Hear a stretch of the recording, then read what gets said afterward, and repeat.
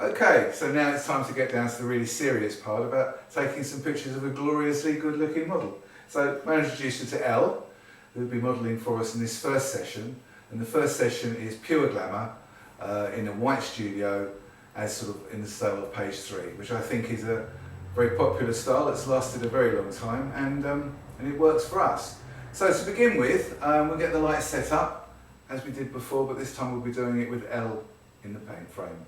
Okay, now the exciting part. We get a chance to take some pictures of the wonderful model we've got with us today, Elle, and we get a chance to set the lights up with Elle in the set. So if you can switch that light on for me please, Laura. Thank you.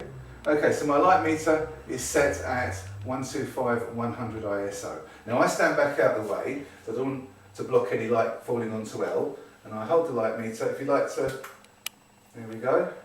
F11, we knew it would be, but it's always best to check anywhere in this area. Okay, Laura, if you could turn that light off. Thank you. If we could turn the other one on. Again, I stand out the way, allowing the light to fall on Elle, not onto me. And I take a light reading. Thank you. And that one's at F56. So 2 stops difference between the two. Okay, we seem to have the set how we want it. So if we can now come and turn this light on, Laura. Okay, now you can see how the lighting works. If I could ask you, Elle, to put one leg down on the floor for me. That's it. Sort of twist your body a little bit. That's nice. Yeah, that's it. That's cool.